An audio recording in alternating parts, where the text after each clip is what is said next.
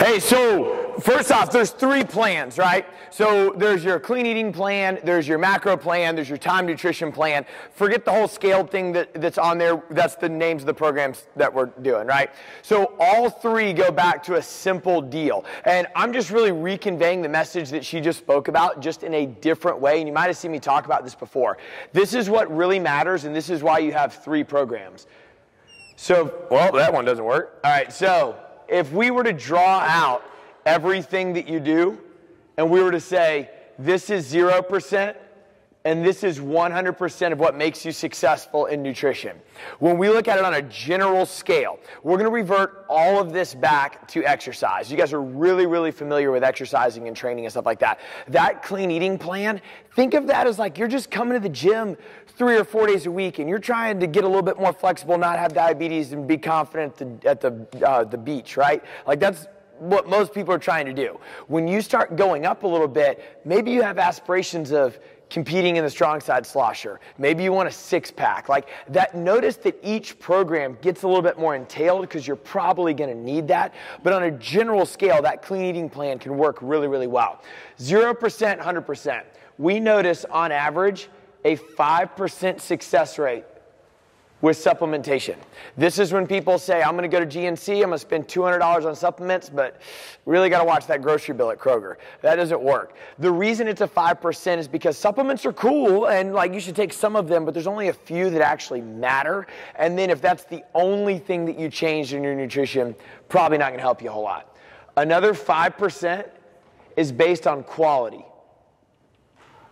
So, for example, like Alex was saying, you can accidentally overeat and stuff like that, and that's 100% true. So with the quality, what we'll typically get is when I eat really well, or what I eat is really good. And that might all be true, but let me tell you how much gluten-free doesn't equal calorie-free. And some things that are gluten-free might actually have more calories than things that aren't. Just using that as an example. So that's why each program, like she did a really good job saying, hey, this clean eating program, make 50% of your plate vegetables. Perfect, great.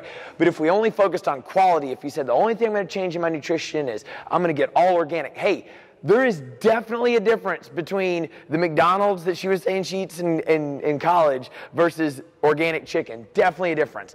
But if you only make clean eating your objective, not going to help you too much. And then we see about 10% in timing. So what we'll run into with this is people say, well, when I eat every 3 hours. Might be true, but the average American also eats 60% carbohydrates. So when you eat every 3 hours, what are you told? You're told that breakfast is supposed to be cereal, orange juice, a muffin, a banana, a bagel. Like, bro, you ate every 3 hours 100 grams of carbs every time you ate and 75 grams of sugar. So eating every 3 hours, I got to get my snacks in. So it's got some validity, but 80% of your success is going to be made up in macro and type. So when she was talking about macronutrients, carbs, fat, protein, and alcohol. Well, if you've read my book, you know what alcohol does to your body. So let's just say carbs, fat, and protein, all right? Carbs, fat, and protein are the only things that you really want to have value with or utility with your macro, or with energy, all right? And the type, so when she broke down those percentages in the second step, or that macro plan, that's the second one. You're saying, how much am I going to eat and what type of carbs, fat, and protein? You can say, well, I was supposed to eat 2,000 calories a day, and I did, and ate 2,000 calories of Snickers, like that example she gave earlier. Well, probably not going to help you too much. Versus if you said, these are my numbers, and I was supposed to eat this many grams of carbs, this many grams of fat, this many grams of protein, or whatever, using my MyFitnessPal as leverage to be able to track that and make that happen. And that does a really good job standing out, because if weight loss was as easy as eat less and exercise more, we wouldn't have jobs. All right, so you would be saying that everybody that's overweight is just a glutton and a sloth, and you just don't run on the treadmill enough. And we know that's not true. There's millions of people that buy heart rate monitors. There's millions of people that undereat. There's millions of people coming in here, well, hopefully coming in here, and kicking their butt every single day, and they're frustrated, right? There's probably some attention to detail, and that's why you have 3 different programs to allow that to happen.